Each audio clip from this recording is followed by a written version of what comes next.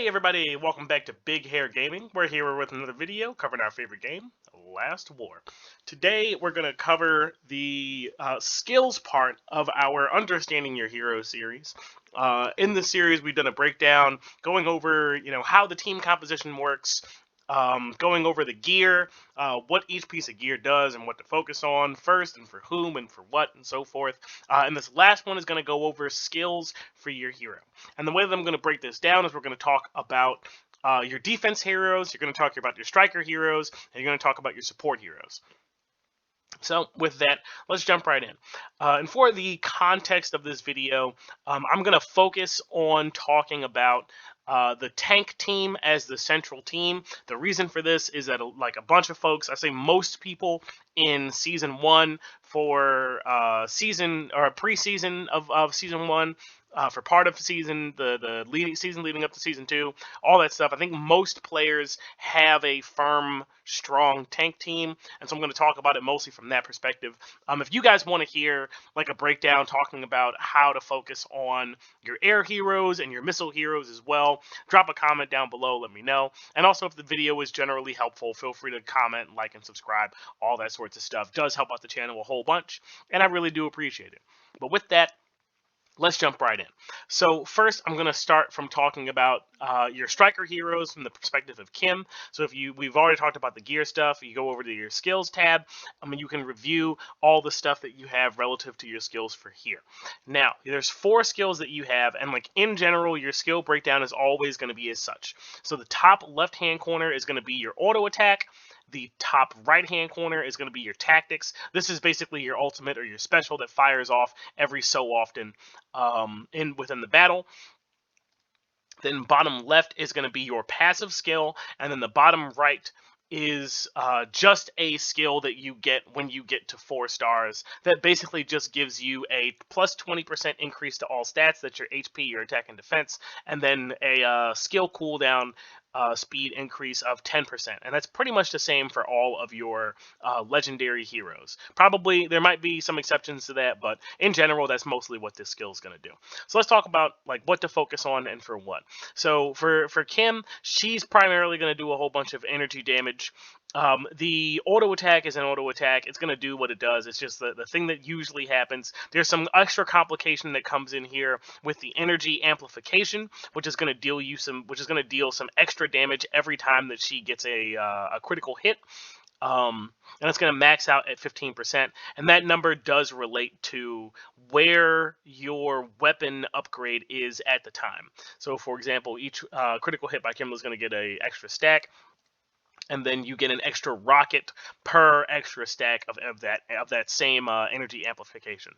So sometimes if you're like doing the honorable campaign, you might lose one time that's like pretty close, but you might win another time. It's due to like these slight variations in power output like this that you'll see some of that kind of happen. But let's go back to the skills.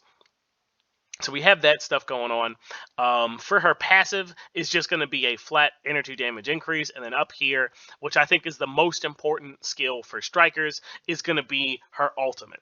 So Kim's ultimate is basically going to shoot like a whole bunch of rockets at the enemy team. And what this skill has the ability to do is to hit enemies who are on the back line. And there are a few strikers that have abilities that allow them to do this.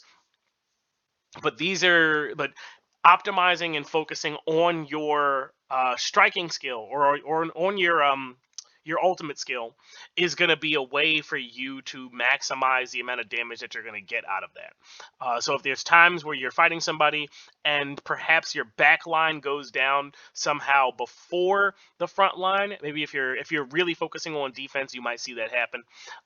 That can be a reason why, because they're going absolutely ham on this skill, this special skill here, and that's going to do a whole lot of the damage. Now, so in terms of how do we level these up in a way that makes sense? So at 3 stars, I think the maximum level that you can get to is level 10 in all skills, which is like, not the investment to get to level 10 is like not high at all. So I would say it's totally fine for these to be leveled up evenly all the way up to level 10. I would say even beyond that, because the investment is just so small. And when I say evenly, like I'm like, if you have a 3-star hero, like there's no reason that they shouldn't be maxed out. Absolutely not. Once you get to 4 stars, then the cap raises to 20 if memory serves. At what point you might start to prioritize, because depending on how many other heroes you're also leveling up at the same time, you might just not have enough materials to do that. And so, what I would recommend for your striker heroes is you definitely want to prioritize their ultimate. That's going to trigger every so often, and it's going to give you a whole bunch of big damage. Next, I would probably get like their passive to a respectable level. I would say if you were gonna level these up in unevenly and you have a 4-star hero, that you should focus on this first and get this to max, then maybe level these up evenly as you go up to like level 15 or something. Alternatively, what you could do is get them all to level 15 and then push this to level 20 and then level these up evenly. I think that would also be totally reasonable as well, as the cost going up from level 10 to level 15 isn't too bad either. But that's generally my recommendation for strikers. Usually that skill is really important to get up and have as one of your strongest abilities more than anything else. And like for these other ones, I don't think that the damage increase is so overwhelming from the level from 30 to 31, for example, that I'm not like super focused on it. I want to boost up my other heroes that are in this squad as well. So with that, let's jump in and we'll look at another other of our defense heroes, and we'll compare what the skills are there. So same deal, like we said before, our defense hero or our hero breakdown is going to be auto attack top left, our special attack or our ultimate top right, and then our passive down in the bottom left. And then this one is the skill booster, which is 20% attack defense, blah blah blah blah blah. I already talked about that. So first, let's look at actually in other fashion. Let's look at what our ultimate gives us. So basically, after we cast this skill, it's going to boost the physical damage reduction of the front row by a certain amount. And now this is pretty solid, especially if you have another frontline hero. Like I think Murphy specializes in physical protection, whereas Williams, I want to say he specializes in reducing energy damage. I'm not sure where it is. Well, this is just in general here, but yeah. In general, I think Williams takes energy damage better than Murphy.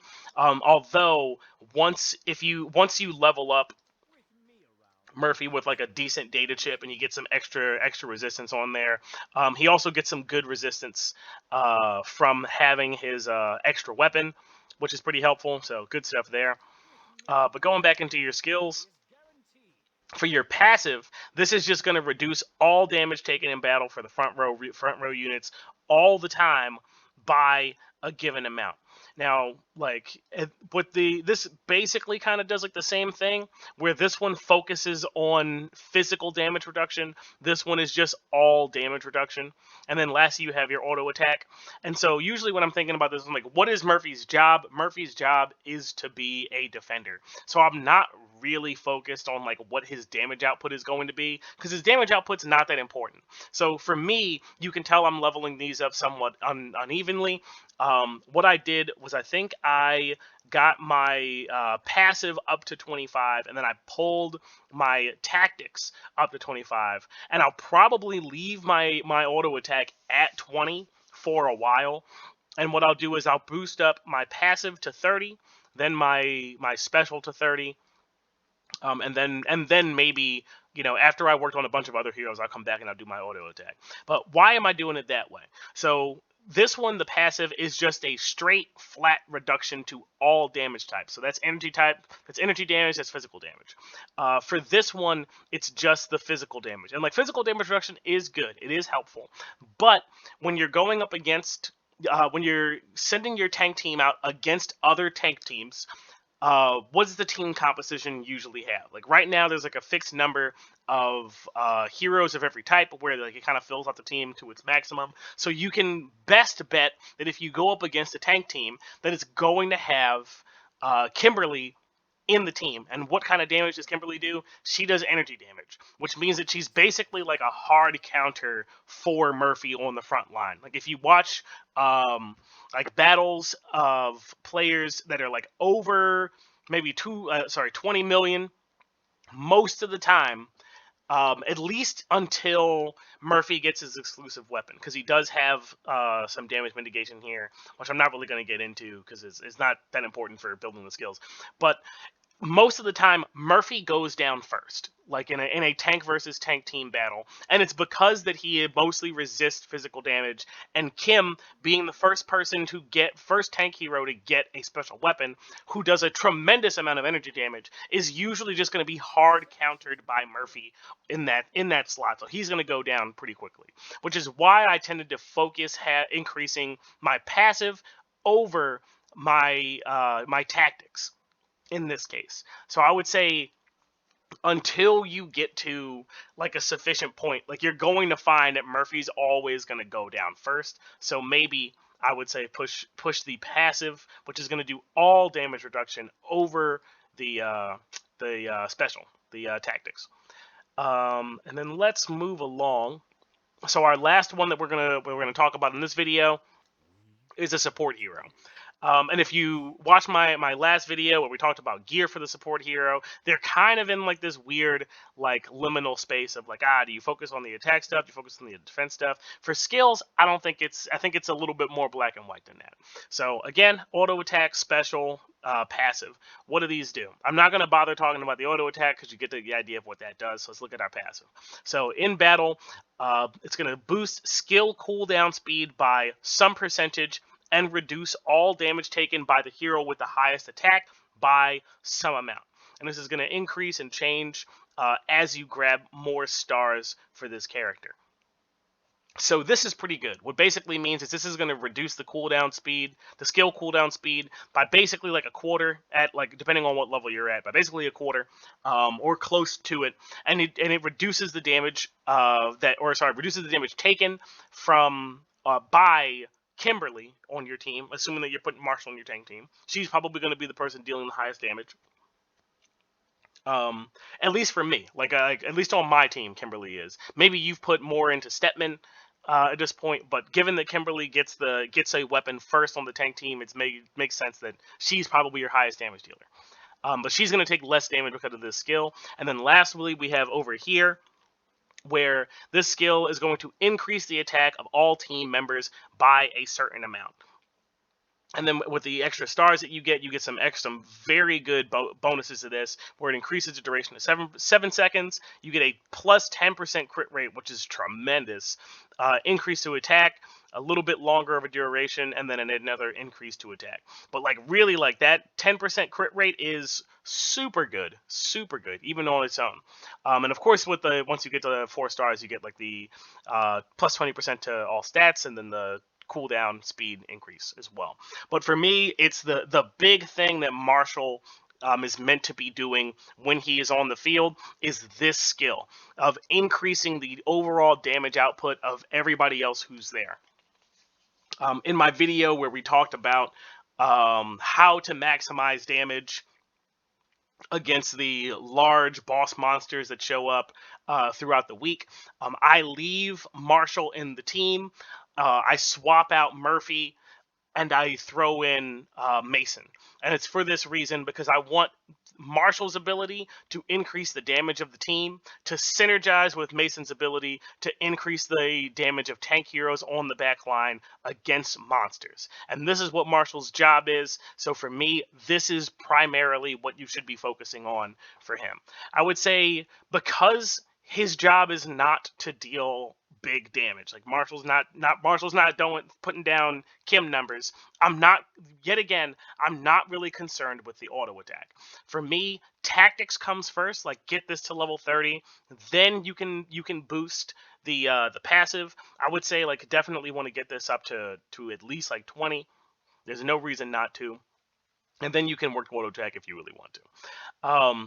But yeah, building this I would say, there's like again with 3 stars, there's no reason not to get it up to level 10.